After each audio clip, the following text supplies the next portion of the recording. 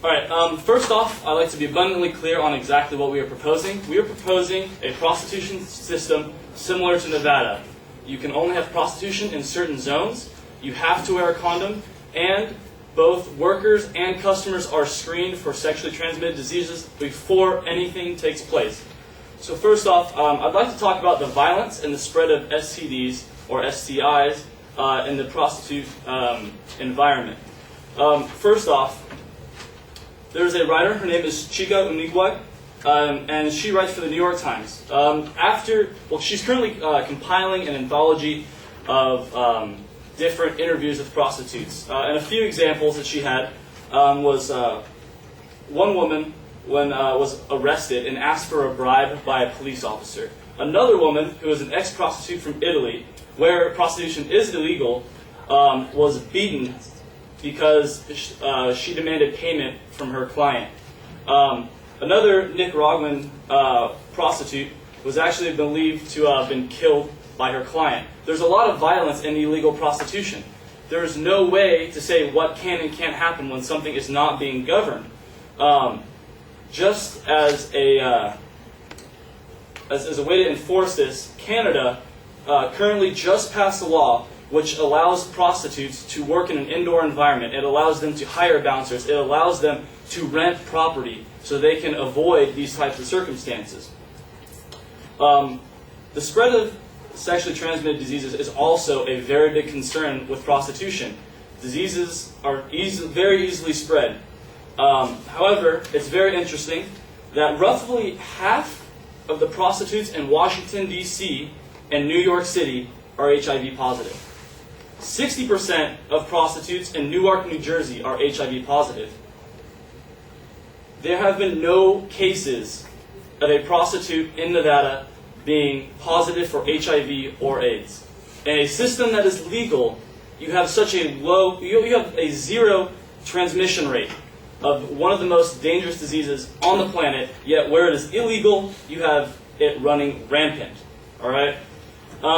Another issue that was brought up by Josh is that trafficking may be increased with prostitution. However, according to Barbara Brentz, she's a professor at the Department of Sociology at UNLV, and she actually did a study. She went and she talked to all the prostitutes, interviewed all the prostitutes, kind of got a behind-the-scene glimpse at the prostitution world, and she has seen that there is no violence and no trafficking whatsoever.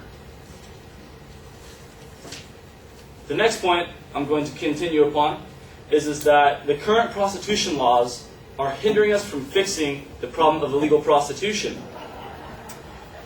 Paul Armitano of the Future Freedom Foundation, it's an online library, says that roughly 1 in every 6 Americans has been a willing client of a prostitute. Further, there's over 1 million women in the United States working as an illegal prostitute. That is a huge number, especially when you think of a state as big as California. There could be thousands of unlicensed prostitutes who are either spreading disease or making bad decisions that could lead to violence in their own lives. Carol Lay, she is also a writer for the New York Times, has also interviewed many prostitutes and found that when a sex worker is raped, she is unlikely to go to the police. If a prostitute shows up at the police department asking for help after being raped or beaten, they will arrest her for being a prostitute.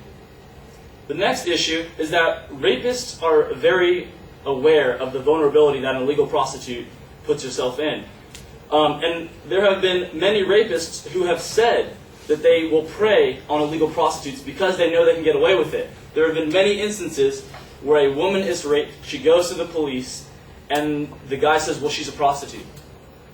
He'll either have his sentence lessened or completely dismissed. Studies have also shown that there is a consistent reduction in violence in areas where sexual work is legal. To solve this issue, I'm going to continue talking about creating a system that would legitimize prostitution. Carol Lay, who I referred to earlier, she's a writer for the New York Times, talks about New Zealand. and that the commercial sex is not regulated by criminal law, but by civil codes. Prostitutes and brothels are treated as a business. We keep trying to change this into a moral aspect. Should we not allow prostitutes to do what they need to do? Are you a bad person for going to the prostitute? The real issue, though, is that it's a business and it needs to be run like a business. Further, Dutch cities, prostitutes are shepherded into, as they say, zones of tolerance. Granted, there's a lot of problems figuring out where that zone of tolerance is going to be. Nobody wants that in their yard. However, it has been proven that these zones of tolerance are effective. When prostitutes work within these zones, there's less violence, there's less rape.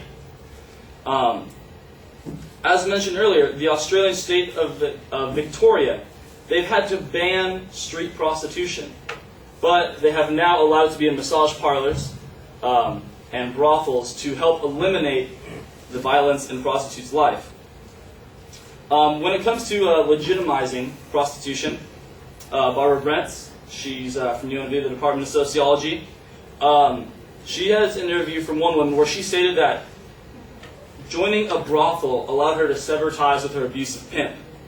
Another woman said that being a prostitute allowed her to supplement her low-level income. Other prostitutes were escaping the hustle and danger of illegal sex work. And, as talked about earlier, in the Netherlands, it allows people to come out of trafficking into a legitimate business. So really, the legalization of prostitution is allowing women to escape violent situations and finding a means to their own ends that they can really pursue in a safe and danger-free environment. Thank you.